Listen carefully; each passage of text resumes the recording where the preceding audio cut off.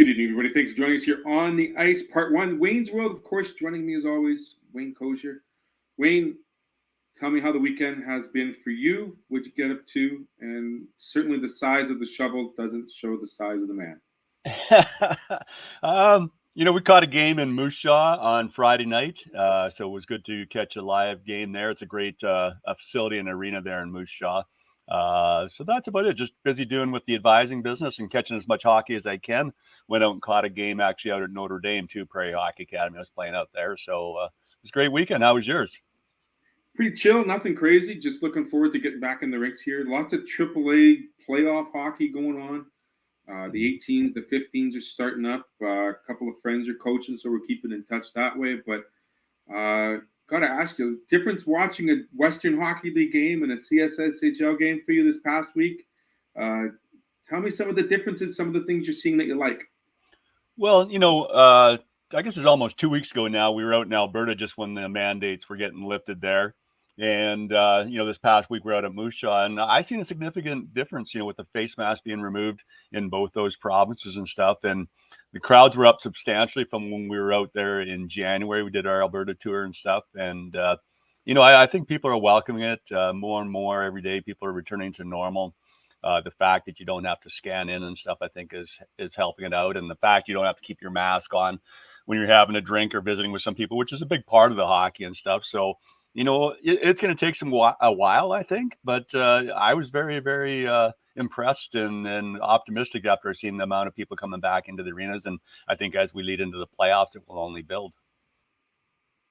I agree. I mean, it's just going to take a bit of time for people to get used to it.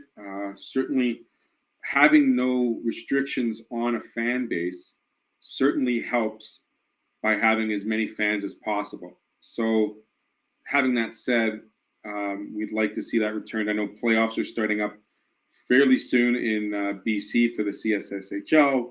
Like we said, there's some restrictions still in Manitoba here, but hopefully by middle of April, we can start seeing everything moving in the right direction.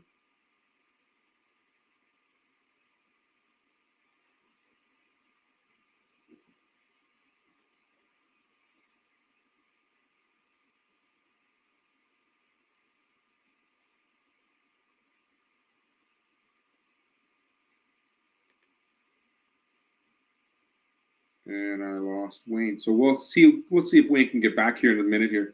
Rejoin us again on the Ice ASTV. Thanks for watching. While we're doing that, I'd just like to remind all our viewers that we do have our services available on Roku TV as well as Apple TV. Now just have to search ASTV Productions. Find the shows that you'd like to watch. We should have them on weekly as well as all our live shows. And we'll get to see all the action. Do what we can. Really appreciate you spending the time and taking care of it, as well as enjoying some of the broadcasts that we're doing. So we'll just go to a quick commercial break here, and we'll try and get everyone locked up and ready to go. Bear with us here. We do apologize for the technical difficulties. We'll be back on the ice.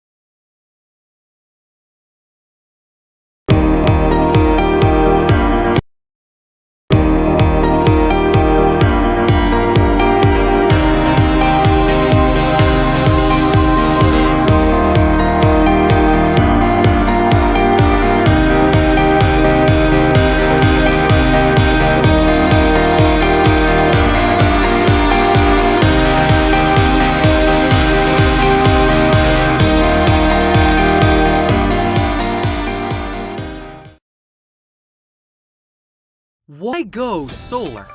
Solar is better than ever.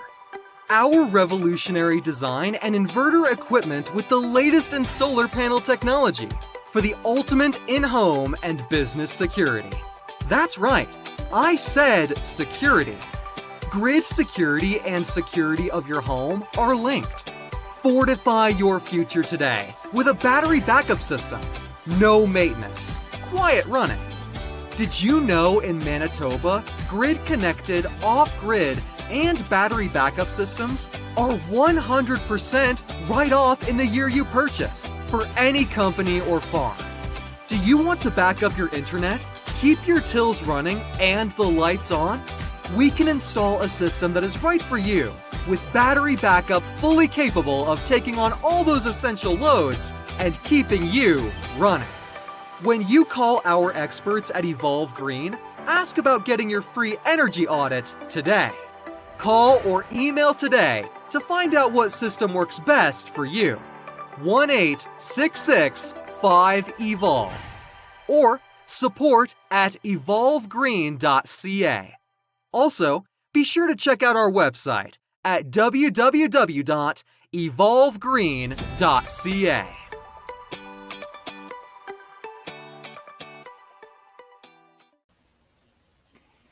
Back with my friend Wayne Kosior. A little technical difficulty there. We apologize, Wayne. So crowds are going to come back. We're going to see them come back, hopefully, to full capacity. Is it the fact that the game is still exciting? Are we still excited to watch junior hockey, AAA hockey? Or is it the fact that the world has just realized that maybe it's just not one of our priorities anymore? Well, I think it's still an exciting game, and so some of the best value you can get out there, whether it's been watching AAA, Junior A, WHL hockey. I mean, you compare it to NHL hockey, which draws 20,000 and sells it all the time, at exorbitant prices. So I think the entertainment is there. I just think people picked up different habits through. I mean, it was 2 years we were in COVID where you had to wear masks. A lot of times the hockey was shut down, so. I mean, just by human nature, people picked up some different things that they do. I think some people got into the habit of watching games online when they couldn't go. They found that, more cost effective, and they're in the safety of their home. And the beer in the fridge is a little cheaper than the beer in the concessions and stuff. But I think people still miss, the whole social thing, going out to an arena, visiting with some friends, having a couple beers and stuff. And people are willing to pay for that. In the arenas, they got to have some good entertainment, good, intermission shows, good music, good video and stuff. And, I'm 100% confident it's going to come back. It's going to take a little while. I think as the playoff excitement builds, I think they're going to start to come back. And, hopefully if we all stay COVID free here and healthy going into 22-23, it's going to be a great season starting then. The attraction is certainly there, and there's no shortness of talent, even as young as 15. I mean, we're starting to see some players really get the limelight. They are getting the focus light on them, and it's great to see that. We just need to, like you said, there needs to be the best value for the dollar.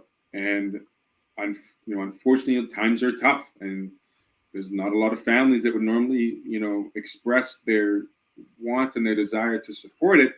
They're just trying to support it as best they can. And I think, like you said, it's going to take some time to get there. Let's quickly move on to another part of the conversation that we talked to you about in the last couple of weeks. We always say, let me rephrase that.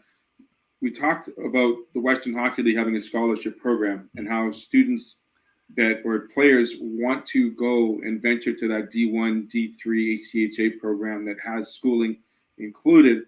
There's nothing stopping a Western Hockey League player from going to school at the same time. They do classes online.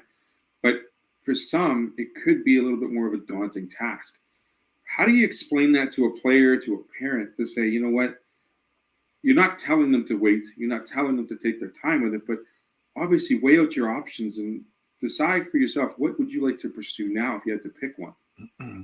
Yeah, well, I mean, education is absolutely a core to our service offering at Trailblazer, and it's certainly the center of all of our conversations. And you're correct that both the NCAA and the WHL provide great options.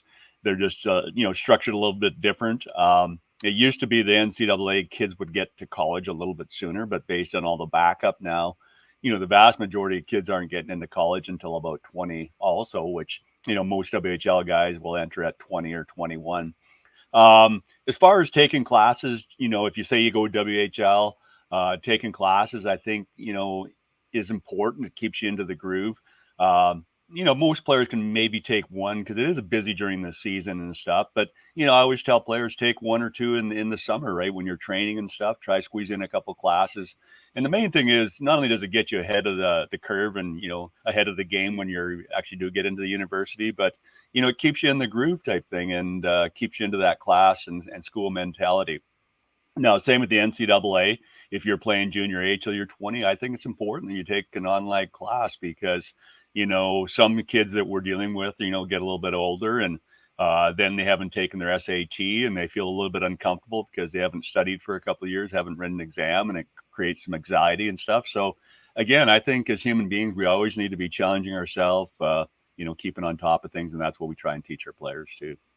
You also have to remember that the NCAA season is about half the size of the Western Hockey League season, if not even less, because I think a regular season in the NCAA is between 33 and 39 games. That's not including tournaments or playoffs, but WHL, 60, 70 games. Certainly, a lot busier, a lot more travel.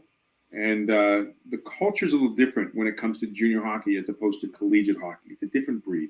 So, obviously it's a situation you want to weigh with your family, talk amongst your peers, and, have an advisor like someone like Wayne, or even your school advisor to help maybe explain to you the, not the pros and cons, but how each one should be considered equal and how important it is for you to pursue one or the other. So truly a big topic of conversation to have, because you and I both agree, Wayne, hockey does have an endpoint. You do need an education afterwards. And if you missed the first webinar with Trailblazer Hockey with Nevin Marquardt, he will be the first to tell you that you can go back to school at any age. Absolutely. It's key to success. Key to success, no doubt. Last but not least, it's a very special day, not only in hockey, but all over. Every time I do an interview, Wayne, and I always give the last couple minutes of the interview to the player, the coach, the person that I'm talking with. And I always say, who'd you like to give a shout out to? Who'd you like to give thanks? And I usually cringe if they don't say, I'd like to thank my mom, because mom is the one that keeps the house going. She's the one that gets the meals going mostly. She's usually the one that makes sure you're ready to go for practice. She's taking you to games, and she's the first number one fan. She'll always tell me, score one or put one in for the kipper. And today is International Women's Day. Shout out to all the ladies out there that are doing tremendous work in the sport, breaking through barriers. Wayne, talk about some of the women that you've worked with in the past. I can think of a handful off the top of my head that I'll give a shout out to once you're finished. Yeah, for sure. Well, first and foremost, as you mentioned, our mothers and all the hockey moms out there. Without them, there wouldn't be players. And to be honest with you, in our advisory business, I probably deal with the hockey moms more than I do the hockey dads. They seem to be more and more taking over management of the player and their dealings and stuff like that. So that's kind of an interesting insight. So that's one avenue. And then the one shout out I'd like to give out is to Noelle Needham. Actually, I seen her on Hockey Night in Canada last night. Christine Simpson. Oh, okay. Well, I go ahead. I talked to Noelle last year when she was with the Chicago Steel last year. She was also one of the founders of the South Dakota program as well. Yeah. And Sioux Falls, Sioux Falls, South Dakota. And what she has done in just collaboration and networking to bring players from all over Western Canada through that feeder program for the Steel is truly amazing. And from a broadcasting standpoint, Leah Hextall has done a tremendous work over the last 20 years, almost 2.5 decades, starting with the Brandon Wheat Kings, working down in the States. Now she's the play-by-play on a regular basis here in Canada. Shout out to a good friend, Jennifer Botterill, as well, Tara Sloan, and all the ladies that were performing and playing last week in the PWHPA. Just fantastic work of what they've been doing and looking not just for equality in the game and equity, but just really looking forward to seeing how well and how much they can provide to the game that we necessarily didn't think of. So great job for all those ladies. And yes, Noelle did see her interview last night as well. So good job on her. Wayne, we'll leave it at that. There's a great conversation that's going to come out about that I want to talk to you about with regards to not NIL, but is there a place for gambling with junior hockey? We're starting to see some of it around. We'll see what happens with that and more next week with Wayne. Look forward to talking to you next week, Wayne. Have a great rest of the week. Same with you, Theo. Always good chatting with you. That was Wayne Kosior here. Wayne's World, brought to you by Toby Hockey and Case Financial Group. We'll be back with Rick Mcconnell, head coach of the Pilot Mountain Hockey Academy men's program. They are getting ready to go to Penticton, and they will be finishing with their final week of playoffs. Stay with us here on the ice.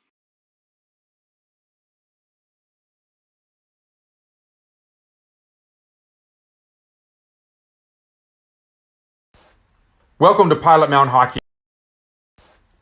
Welcome to Pilot Mountain Hockey Academy, your world-class academic and hockey training facility created to maximize each student's athletic and academic potential.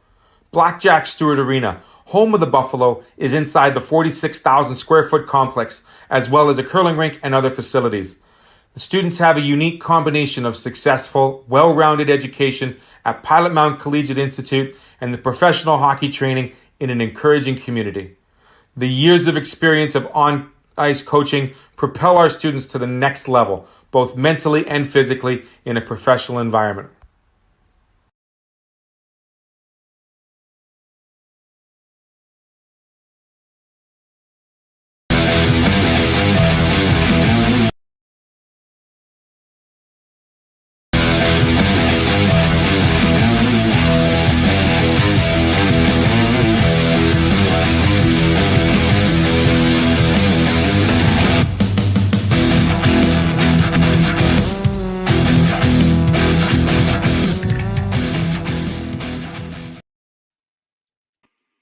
Part two on the ice with Rick Mcconnell, head coach of the men's program at Pilot Mountain Hockey Academy. Rick, how you doing? Catching up on sleep? I am. I'm good to go now. You're good to go now. It's almost the middle of the week. Last weekend, talk to me about some of the games, some of the play you saw from on the ice, and some of the take-homes. Yeah, we had IHA in for 3 games, and wasn't our best weekend of hockey, to say the least. Our first 2 games we struggled. We did not play well at all, but we rebounded on Sunday with a good effort and came out with an overtime win. And I was happy with the way we finished to head into playoffs. That was my goal after. I don't know. We were just flat. We had nothing there. The first 2 games just seemed disinterested, is the way I put it. But we had a long chat after this Saturday's game and trying to get these kids prepared. We're going out to playoffs. It's time to step up. But they rebounded nicely on Sunday with a great effort, and so now we're having a week of good practices, and we'll see what happens. What is the schedule heading into Penticton? Obviously, do you have the weekend off, or is it no games this weekend upcoming, just preparations and then leaving the next week, correct? Yep. Yeah, we'll practice right till Sunday, and then Monday morning we'll take off. We travel Monday, Tuesday, and we start our schedule on the Wednesday, I believe. So how many games are we expecting to see in Penticton? 3 to 5. We're guaranteed 3. Obviously, if we can do like we did a couple of years ago, we can get up to 5. But I'm not gonna. There's nothing to hide here. We got a tough road ahead of us. We're playing Notre Dame, who finished in the 3rd spot. It was a very, very good hockey team, and we're also playing Okanagan Black, that finished in 6th. I've seen them play. Both going to be real challenges for our club. But you know what? You go to these things in a 1-game showdown. Anything can happen, and we've had some success this year against. I'm going to use Edge for an example, one of the top teams, and if I told the boys, if we can get our top-notch goaltending and I get a good effort at everybody, in a 1-game showdown, anything can happen. So that's the approach we're taking. We're going to have to go out there and work our tails off and probably get a break or 2. But you know what? Anything can happen in the game of hockey. So I don't want to go out there just thinking we're done. I play every game to win, and we'll see. We'll be putting our best foot forward. Do you have to be good to be lucky, or lucky to be good? Good lucky. I think you get your bounces if you work hard. And like I said, if my club, it's to get my guys to come and play 60 minutes and actually believe that we can win some hockey games. It's been a real up and down year for us. We've had to work really hard and just to get where we're at. But we've improved all season, so this is what you play for, right? The playoffs. You get these kids geared up, and you get out to BC. Some of them probably haven't. Some of my kids haven't even been to BC, so just the trip out there is going to be something. So I was trying to explain to them the other day what it's all about. And coming off, we are the defending champions, believe it or not, a couple of years ago, but we are the defending champions of this level. So I had to send the trophy back the other day. It was kind of sad. We kind of got to keep it for a little while, but I showed the kids and tried to explain to them how hard that trophy was to get. Correct me if I'm wrong, but you didn't start off on the best foot 2 years ago. Yet you finished on the best foot 2 years ago.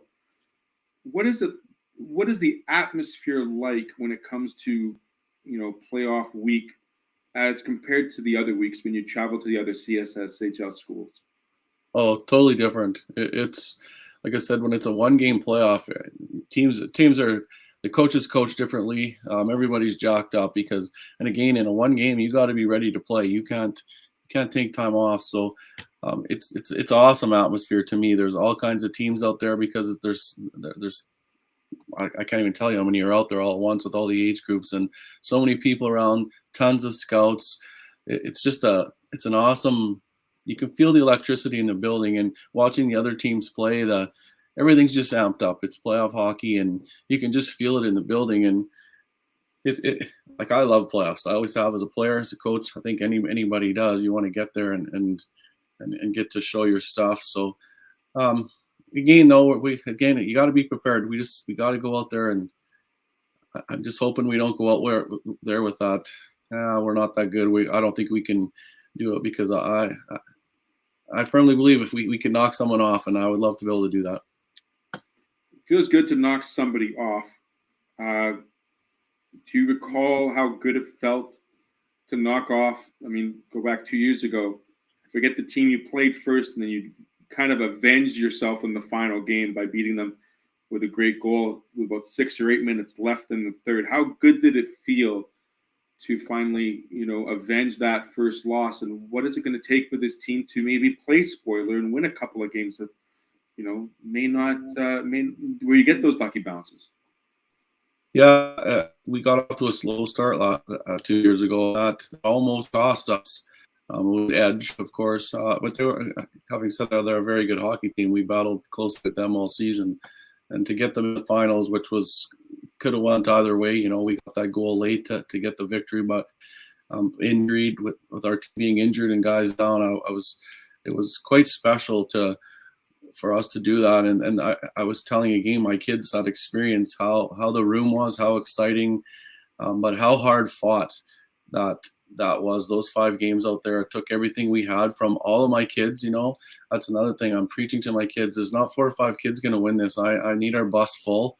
Everybody's got to play their part and help out. And our success a couple of years ago absolutely was that. I lost Kobe and Tynan in that game, and some of the other guys stepped up, and that's the only reason we won.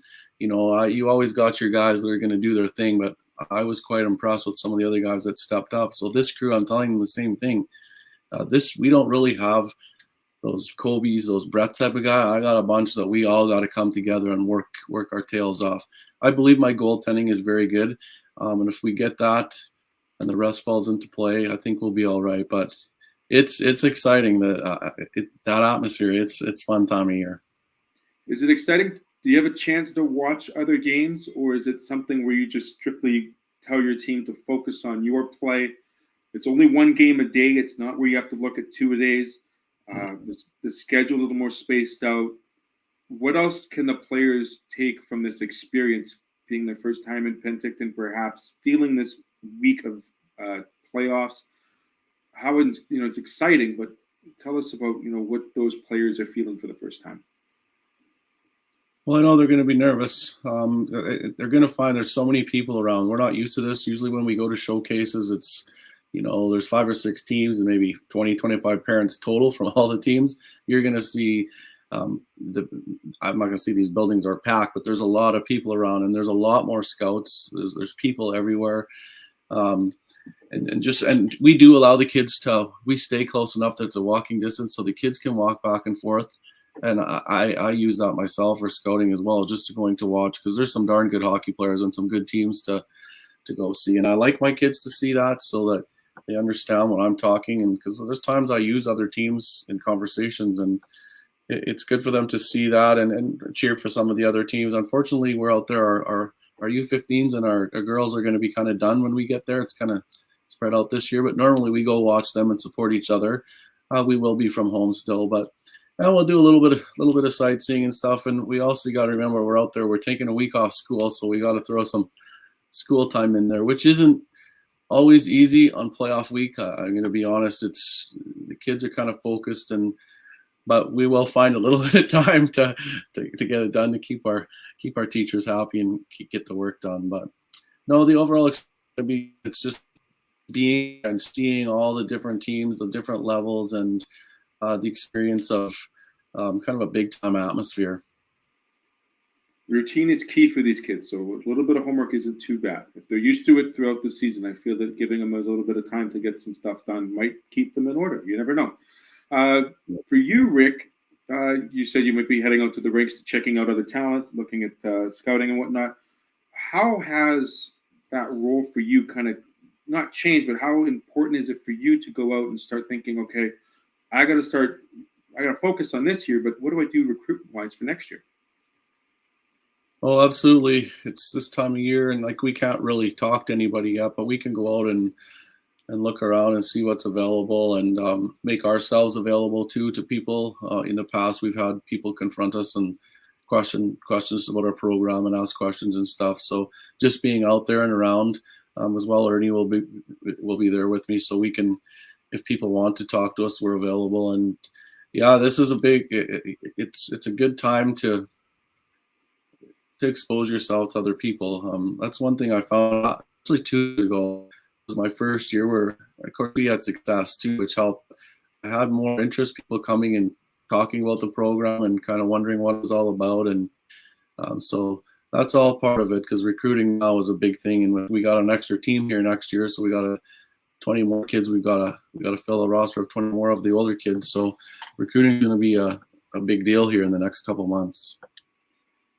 If you had to explain it to a new person that was not quite sure about where they were going to play next year, the parents, the players, how would you express the advantages of playing prep hockey at Pilot Mound as opposed to another league or another division they might be thinking of? Well, playing academy hockey, to me, you got to get into it to really get the feel for it. We talk lots about it, but to get here, to get in the dorm life, to practice every day, to work out every day, to hang out with your guys fairly regularly because you're living with them, the travel, the amount of games we play. And for us, I think a big deal, like we're getting new dorms built here. They're going to be beautiful. They're huge. They're going to be beautiful. It's going to add for the nothing wrong with what we got right now, but obviously you get a brand new building for these kids to live in. And I think our facility is pretty nice for us, for a little town. But the big thing for us, it's a small town. Everybody knows you. We care about everybody. Every player that comes in here is important to us. We work with them, and the same as in school, we've had people have complimented us. They come from big cities and they come to our school, and it's a smaller school, so kids can't slide through the cracks. So that helps them as well, because I was just listening to you guys talk before. Hockey is awesome, but education is very important, and these kids got to understand that their schooling is right now. I always say it's 50-50. You're coming here to 50%, but it's education too, because when you're done, you got to have an education. It's so important now, and that's something I work on with some kids, because we still have some that think I can make it. I'm just gonna, the old days, you just play the Western Hockey League and away I go. It's not quite like that anymore. So, convince these guys of that. So no, I think we got a great setup here.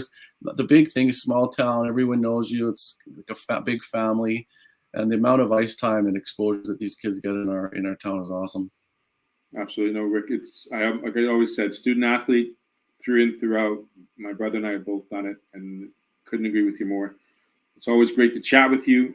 Enjoy the rest of the week at home, working on the practices, working fine-tuning this well-oiled machine, the defending champion machine. We'll still call it that, Rick. I'm okay to call it that too.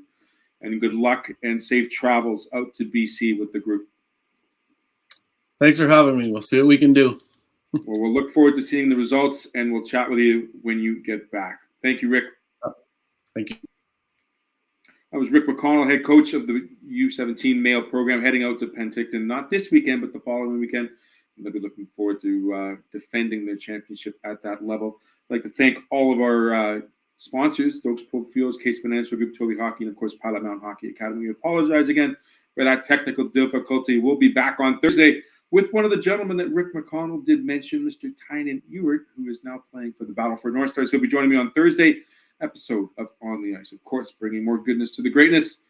Take care of your friends and your family. Be safe out there. Go and support your local teams if you can get out to the rinks.